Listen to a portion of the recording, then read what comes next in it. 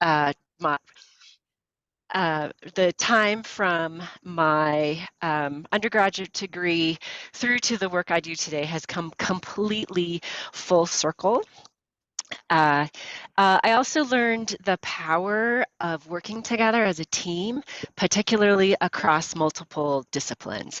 So there were 6 of us on this particular robotic walking machine team at Colorado State University, and across mechanical, electrical, we had one other type of engineering. So still all engineers, really multidisciplinary teaming gets even broader than that for sure, into aspects of finance, into land planning, into manufacturing, and into social sciences, into communications and marketing and journalism. And so just how powerful that is, because that's really where the real work gets done. So terrific that all of you are taking advantage of this opportunity at the Distributed Wind gathering, and delighted to meet you through this virtual online opportunity. So I've been asked to speak to you today about the collegiate design competitions that are organized by our various colleagues here at NREL. We do have a website, that nrel.gov/about-compete. Most of these competitions, I think, are included in a listing there, but just so much rich information is available at the individual websites for each of these competitions. So competitions are really trendy these days. But I will say our legacy competition on this list is the U.S. Department of Energy Solar Decathlon, which is in its 21st year and has gone through several phases of being a build challenge on the National Mall of Washington, D.C., to moving out to California, to being a distributed build challenges in home campus areas, and more recently adding a design challenge component, which occurs year over year, net zero building designs for residences, commercial building, schools, etc. Each one of these other competitions that are listed here have taken some inspiration from that 21-year solar decathlon, but are really quite unique. Some of them are domestic only, some of them include international schools, some of them have cash prizes, some of them don't. Some of them are 1 semester, some of them are 2 semesters, some of them you have to apply 6 months in advance, some of them you apply sort of at the beginning of the semester or the quarter. So each one has kind of grown up in a grassroots way, depending on the objectives of the U.S. Department of Energy, sponsoring or funding office, as well as just the ingenuity and innovation around the lab of how do you create an interesting and experience-filled game out of renewable energy. And we're just nothing but honored that we have the App State and the JMU teams who are joining today, and really welcome you to share your experiences, and I'll try to leave time for that. So the purposes of these collegiate competitions are to prepare the next generation of the workforce with career-ready skills. We want to create renewable energy zealots to join us in the challenges of the clean energy transition for our local communities, for our nation, and for all humans around the world. In each of these competitions, we have complementary curriculum that hopefully serves and is additive to the course curriculum requirements you have for each of your degree programs. We do our best to partner with industry to offer professional development and career opportunities, perhaps like you're experiencing at Distributed Wind this week. And we want to help students and faculty and their schools to gain international recognition, exposure, and further networking opportunities. So we try to use all of the large newsletter and website and social media presences that we have to really celebrate and hopefully build your reputations, and something that you can point to and link to from your own LinkedIn or resumes to show that you've really achieved something important in what you've learned and the experience you've gained through these hands-on experiential learning opportunities. Okay, so I'm going to try to give you the highlights of in 2 minutes or less for each one of these 9 example competitions that are led by NREL. There are other competitions out there that are led by other national labs, that are led by professional societies, that are led by private foundations. So if this is something that intrigues you, well, we would again love and be honored to have your participation by these specific competitions here at NREL. There's an even bigger competition space out there for you to consider. So the first one, my Zoom controls are getting wonky. Here we go. So the Marine Energy Collegiate competition. Interdisciplinary teams identify the most promising near-term markets for marine energy and design an appropriate marine energy device to serve market applications that could have commercial value. So this is an example of something that includes a build, hands-on build, prototype device activity. It has kind of subtopic areas in business, in the technical design elements, in the build and testing of that prototype device, and with community connections. This idea of community connections, that really understanding the distributional energy and environmental equity or justice themes, is a really growing tenet in all of our work here at NREL and also in these collegiate competitions. And that gets expressed in different flavors in each one of these competitions. In this case, participation does come with seed funding. Maybe that is funding travel or funding materials that you need for that prototype device. It does include also a cash prize, educational resources provided, networking opportunities, and career opportunities for the students. So roughly on an annual basis, applications are due in March every year for the upcoming academic year cycle starting in the fall. So next up we have the hydropower competition, which in terms of structure is very similar. Many of our same colleagues do both the administrative and facilitation aspects of the marine energy competition, also on the hydropower collegiate competition. So interdisciplinary teams could be undergraduate and or graduate students, offer unique solutions to complex hydropower challenges. So this includes thinking carefully about siting, physical, environmental, regulatory siting aspects, the design, in this case an optional build and test component, and again the community connections aspect, to really be thoughtful about the place-based operation, burdens and benefits of the student proposed designs. Again, seed funding, cash prizes, hydropower related educational resources, community engagement, and linking to career opportunities. Similar time frames, applications due around March for the upcoming academic year. Next, we'll talk about the, oops, too fast. Talk about the Collegiate Wind competition. So this one has been going, I think, 11 or 12 years now.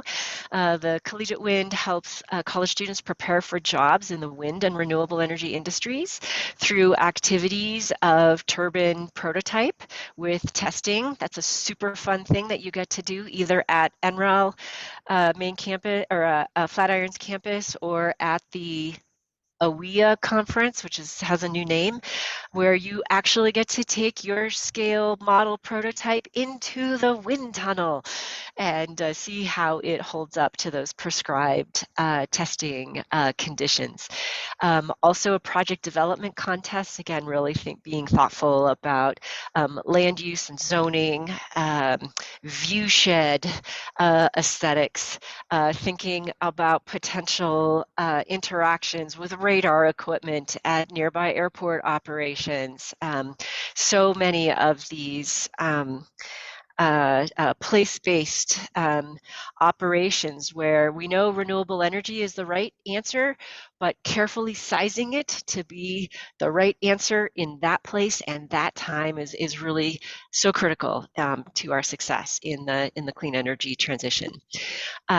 So I'm curious to hear from our JMU students if you would each say one thing that is your most favorite thing about being in the collegiate competition right now. I would say my favorite thing is probably working with people from other, I guess, educational backgrounds and kind of seeing how everything can come together. Basically for us to reach a conclusion or a decision. Fantastic. And I really like this year the hybrid component. I really like the potential creativity that you can employ with the hybrid system in mind. Excellent. Well, I will call both of those favorite things a success. So best wishes to your team as you prepare for competition in early June. Is that right? Yep, May 6th. May 6th in early May. All right. So you got like 9 weeks to go. Um, Okay, so this is an annually recurring competition. Applications typically in the spring for the upcoming start of the academic cycle in the fall. There is a cash prize pool, career opportunities like you're experiencing with the networking at Distributed Wind this week. All right, the next one I'm featuring is Jump into STEM. This is a student competition to encourage ideation and diversity in the built environment. So in building sciences, in building construction materials and HVAC equipment. So each year there are very specifically defined topics, typically 3 or 4, that are considered current and critical industry topics. Challenge winners of Jump into STEM win internships at one or more that are offered through multiple national labs. Typically, the defined challenge topics for each year are posted around August 1. The submissions are worked on in the fall. A beginning part of the fall semester, fall quarter, are due in November. And then there's a competition event typically held in person in January.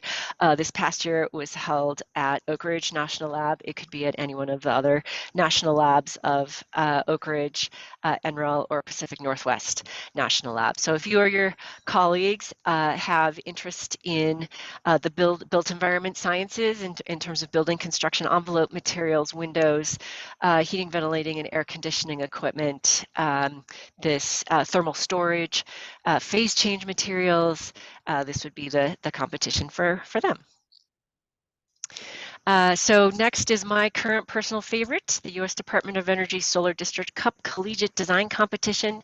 Students are designing distributed scale, not utility scale, but distributed scale solar energy systems with battery energy storage systems for a real district. So they consider master planning, again, the zoning, permitting, land use, building code, interconnection issues, also distributional energy justice, and resilience elements for grid outages. So essentially we are challenging, similar to the Collegiate Wind competition, we are challenging student teams to act as if they are a solar developer proposing to an RFP for typically a college campus, who wants to meet 100% clean energy goals with a mix of on-site generation, perhaps with efficiency and electrification goals in mind. So we offer training through the Canvas learning management platform, which is quite complementary to what's used at many of your universities. We have a partnership with RE Plus for students to have free registration to those regional and national conferences. We have a series of industry-leading design tools that students use that otherwise are rather expensive licensing seats. So that's a fantastic partnership, and no cost to compete. Also no cash prize in this case of this particular competition, but all the students win a point of pride in being winners or runners-up to the experience that they gain. So I'd like to hear from our students from App State. What's one of your favorite things in participating in the Solar District Cup this year? I definitely enjoy the problem solving aspect of it, and kind of how the commentary can be written for the final deliverable reports, and that you're trying to sell something, so your justifications, it's more about your justifications than necessarily making or it's more about meeting the needs and the justifications for meeting those needs than knowing exactly or being able to pinpoint exactly what would be needed, if that makes sense. Yeah, right. You're putting pieces together in a conceptual design space and recognizing where your potentially innovative approach is to meeting those client goals as well as constraints that they have to work within. So very well stated. And do we have other App State students? Yes, please. Over here, I really enjoyed the access to the tools. That's like pretty pivotal for me. And then also just the availability of data, having like a applicable case study. You don't really get that experience usually. So having that opportunity really helps. I would even take more data if it is optional. But Well, send your questions into solardistrictcup@nrel.gov. We've had so many student questions and we're doing our best to post FAQs, but as a result of one of those questions, we are going to get more data. So if you see something that you think is missing that would be informative to your design approach, please send it in. Do we have other App State students or those two? Okay, terrific. So I'll keep going through my menu that I'm presenting today. So the next one I'm featuring is the Geothermal Collegiate Competition, challenging student teams to develop real-world geothermal solutions while competing for cash prizes and gaining resume experience. So in this case, the student teams are encouraged to sort of in their own communities, maybe for their college campuses or for regional districts. Sometimes these student teams are partnering with communities of on tribal lands, for example, where they know that there are good geothermal heat pump or other kinds of thermal water heating, space heating, process heating types of opportunities. So this fall, the challenge opened August 1. It was a one semester or a fall quarter participation timeline. I think submissions were due a progress submission in October, a final submission in December, and the winners were just announced a couple weeks ago. Two tracks in this competition, a technical track and a policy track. So you choose to either compete in the technical track or the policy track. So two sets of winners were announced. I think they are anticipating a very similar timeline for the fall of 2024 for the geothermal collegiate competition. Next is the Algae Prize student competition. This is an interesting one on the biosciences side, and interestingly open to both collegiate and high school team entries. So competitors prepare creative solutions for real-world issues in the algae value chain. 3 areas of interest historically have included both microalgae and macroalgae, applications of production, downstream processing, and novel products, tools, or ecosystem services. This past year, registration to participate was in October, and it's on a approximately academic year track. So you can go online to learn a little bit more about that, but you can see there's this theme of gaining knowledge and experience, in this case with the algal commercialization technologies, really considering real world solutions, leadership skills, collaboration, mentoring with industry professionals and national lab researchers, prize money, national recognition, and we hope the greatest benefit to us all is your transition into employment in the clean energy industry. Next, we'll talk about the solar decathlon. So this one I've spoken about a little bit already. This is what I'll call our most senior competition, at least as administered by NREL. So this challenges interdisciplinary teams to create high-performance, zero-energy building designs that tackle real-world issues related to climate resilience, affordability, and environmental justice. So in this past year, team registrations, basically expressing your intention to compete, due in October, a midpoint deliverable, I think due in January, with a little semifinal presentation in February. The finalists progress then to a competition event 2 months later at NREL, the NREL main campus in Golden, Colorado, with 4 to 6 divisions of teams presenting to judges, and a kind of final grand winner presentation as well. So the Solar Decathlon Design Challenge, this is on paper, digitally, so to speak. Students gain career-ready, zero-energy building design skills. We recognize students and faculty on this global stage. This one is open to international competing universities, and just a fantastic opportunity to network and share ideas. Also a mini career fair that happens as part of the Solar Decathlon Design Challenge.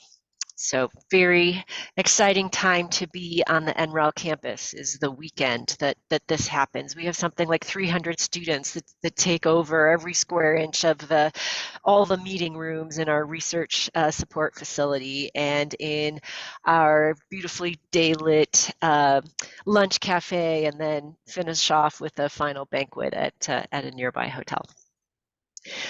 This one is also no registration fee cost to participate, also no prize, but you get to have one of the most famous house designs in America or in the world for a day when we make the announcements of those winners.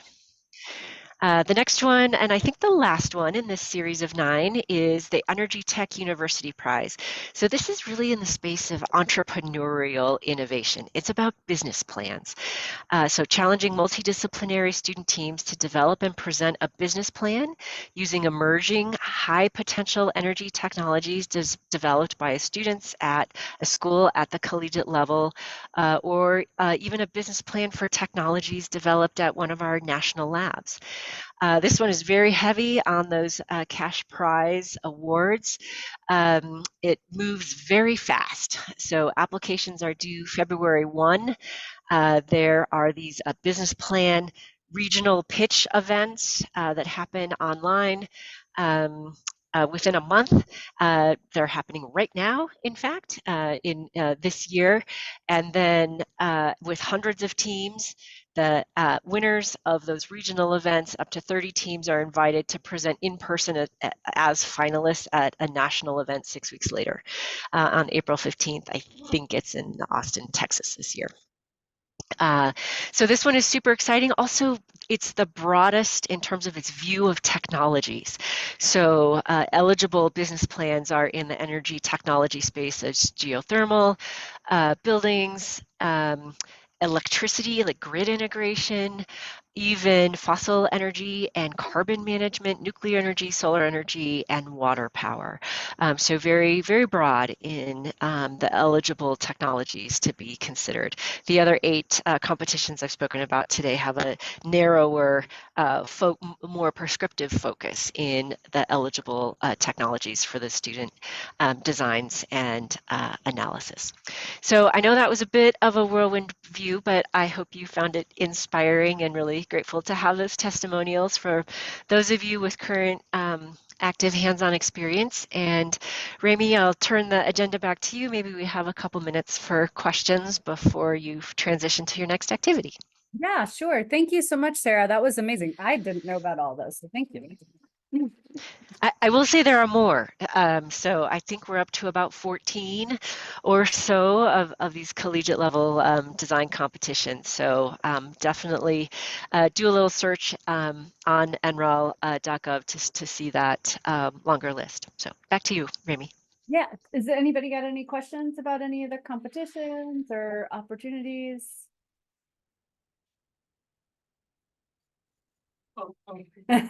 I wanted to ask, do you happen to work for the ADDS department at NREL? So I heard department at NREL, but not what came before it. So just project. Yes. Oh, sorry, I was talking one more time. ADDS. ADDS, yes. So that's the Accelerated Deployment and Decision Support Center, which is exactly where I am sitting. So tell me what your question is. Oh yeah, I thought there was a internship available there, and I applied to it. I just kind of wanted to know more about like the work environment. He needs help. Yes. Yeah. So let me start with a larger answer, and then we'll zero into your very specific question.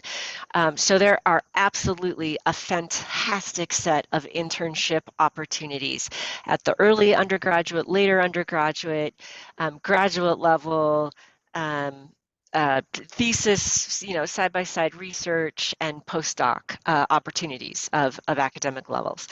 One of the most popular ones is called the SULI internship, SULI, summer student undergraduate, forgot the acronym, SULI. So that had for the summer internships, it had an application deadline, I think, in January. And I have a project where we're interviewing the SULI applicants actually this week for an internship. So there are some kind of special customized internship programs. One of the benefits of this SULI internship is that it is entirely paid for by the Department of Energy Office of Science. So I don't have to pay as a project principal investigator, I don't have to, out of my project budget, I don't have to pay the intern's salary. That's already paid for at the headquarters level. We also have undergraduate and graduate level research program participants, our PPs, who are, again, side by side with us on our projects, full-time in the summer, part-time during the year, can be 6 months, can be a year, can be extended to up to 2 years. Can be in person, can be remote, can be a hybrid. And so I'm thinking that that's what you applied for, is one of those undergraduate RPP positions. I do not know the details of the specific requisition. We call it nor the interviewing or hiring timeline. But you can see how my name is spelled on the screen. Well, you know how to get me through Solar District Cup at NREL.gov anyway. But otherwise, you can find me at Sarah, SARA.Farrar, FARRAR at NREL.gov. Tell me that requisition number that you applied for, and if I can at least get a read on what the status is for interview requests, I could let you know that much. It's not my internship, so I probably can't tell you more about their process, but I could at least give you a sense of the timeline. That would be perfect, actually. Thank you so much. Yep, but I need that requisition number, internship requisition number, in order to make sure I'm looking at the right thing. I could definitely send you an email about that soon. Okay, awesome. Stuff. Wonderful. Any other questions for Sarah before I let her go? Thank you, Sarah. Happy networking at Distributed Wind. Lovely to see you and Charles as always. And you know, Rami, we have other things to collaborate on. So in addition to me catching up for coffee in person with Charles, we should talk when you have a minute. Sounds like a plan, Sarah. Thank you so much. Okay, be well, everyone. Thank you. Bye. Bye-bye.